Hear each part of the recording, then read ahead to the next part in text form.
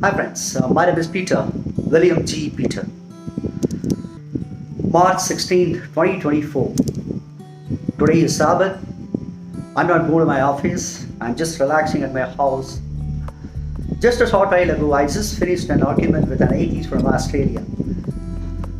It is in fact one of the Facebook forum where Christians and atheists are participating, putting forward their line of arguments.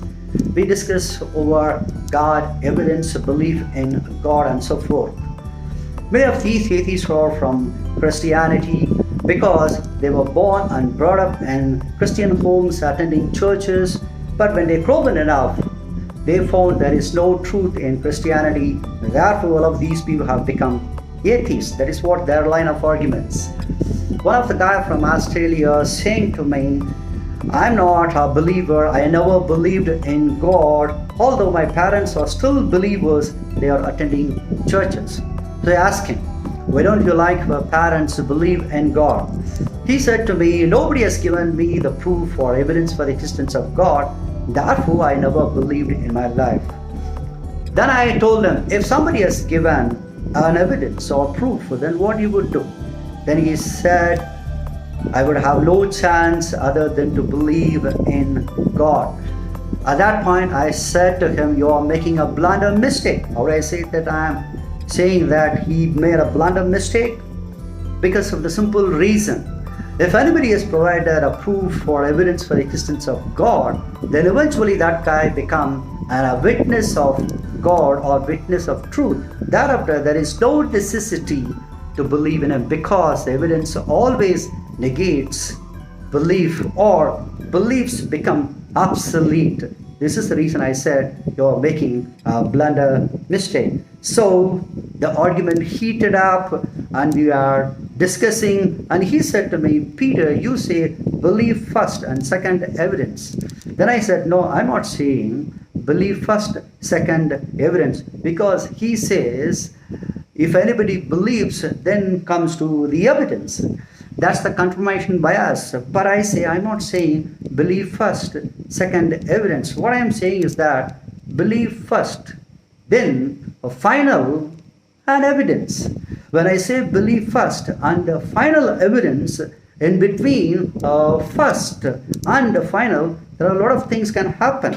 Anybody can believe in God and continue to believe, and he may be going to the atheism, or he may be going to the Gnosticism, or he become a skeptic, or he may be going to any other religion. You know, there are a wide variety of opportunities. One can go thereafter believe in God. And that's the reason I am saying, if anybody begin to believe in God, in Jesus, then second, he needs to grow in the knowledge of knowing Jesus more and more over a period of time, from 0% to 30%, 30% to 60%, 60% to 90%, and 90% to 100%.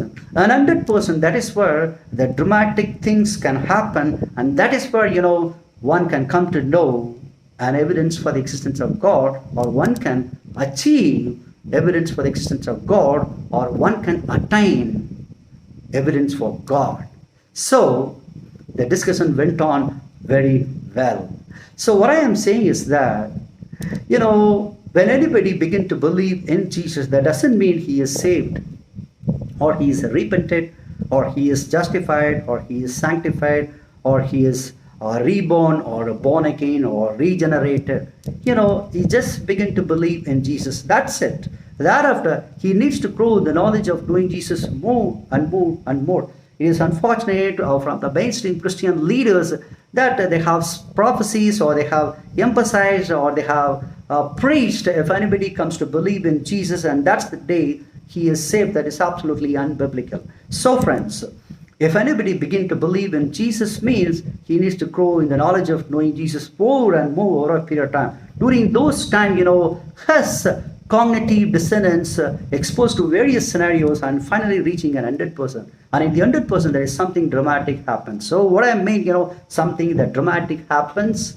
We all are human beings born here as a sinner, or in other words, we were born of sin, right? Born of sin, simply I mean, we were born of a sexual activity of our parent, predecessor. That spirit or we have a mind or a spirit, that is passed on to us through the sexual activity, right? That spirit or a mind having its root from the tree of the knowledge of good and evil.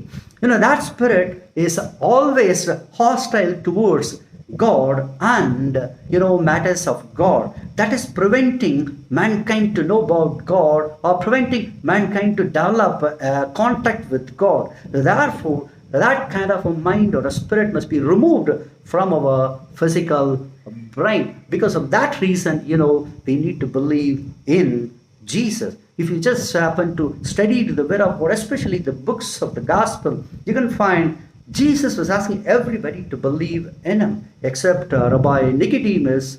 Jesus was asking everybody to believe in him. Why? He says, just to believe in him.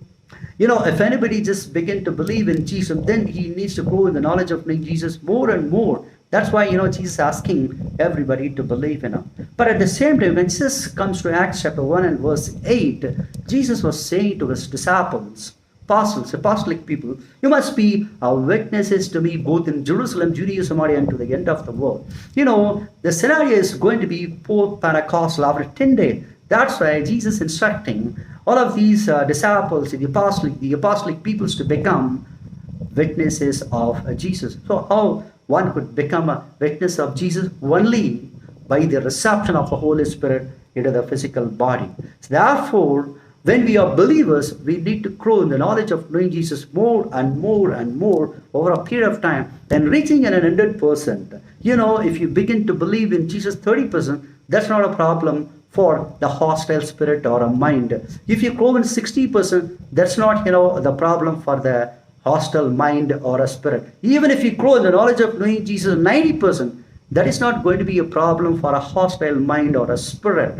But when you reach an 100%, there is a breaking of the seal of the brain or breaking of the seal of the mind that happens in your head or in your brain, because that is where all of these invisible entities are seated and sealed.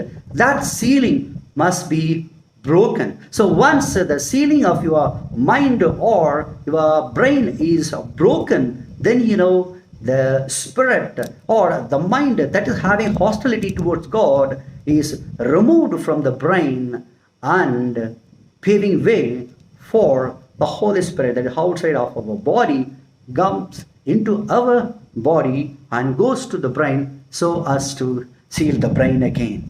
This is what I mean the dramatic event is all about. So if anybody attain that kind of a dramatic event, and that is where he comes to an evidence, that is why I am saying believe first and final the evidence.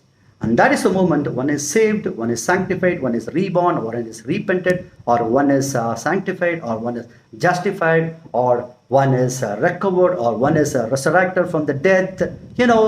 So many things can happen on that point. And thereafter, he is no more a believer because he have become a witness of God or witness of Jesus. Thereafter, he can be testify who God is all about.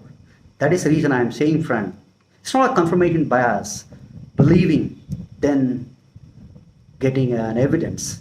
The confirmation bias, what atheist guys are saying is that believe first, second evidence. That is absolutely false. What I am saying is that, the certainty of God or the certainty of the God's existence that can one attain only through beginning to believe in Jesus and growing the knowledge of knowing Jesus more and more, finally reaching an 100% wherein there is a dramatic event happens, the breaking of the seal of the brain or the breaking of the mind of the brain, that happens because mind or the invisible entities are seated there in the brain. That is broken. Once it is broken, then it is removed. Then instead of, the expelled mind or a spirit, the Holy Spirit can enter and go to the brain so as to seal the brain again. That is only known to an individual because this is a spiritual activity or it's an activity of the mind that is only known to an individual, not to anybody else. This is what, I am saying, certainty of the evidence for the existence of God or